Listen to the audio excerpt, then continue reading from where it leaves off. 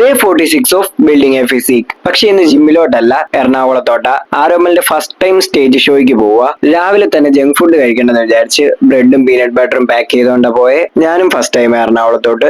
Really excited. Room check in ചെയ്ത് കയറി. ആരോമൽ ഷോയ്ക്കുള്ള practice ഒക്കെ ചെയ്ത് കഴിഞ്ഞപ്പോഴത്തേക്കും ഞാനും രൂപേനും പോയി ഫുഡ് മേടിച്ചിട്ട് വന്നു. രാവിലെ തൊട്ട് ആരും ഒന്നും കഴിക്കാത്തതുകൊണ്ട് നല്ല വിശപ്പുണ്ടായിരുന്നു. കഴിച്ചിട്ട് ഷോ നടക്കുന്ന സ്ഥലത്തോട്ട് വിട്ടു. എറണാകുളം ടൗണിൽ നിന്ന് വൈറ്റില വരെ പോകണം. ബെസ്റ്റ് ഓപ്ഷൻ മെട്രോ ആണ്. ഓൾമോസ്റ്റ് 5 വർഷമായി മെട്രോ കയറിയിട്ട്.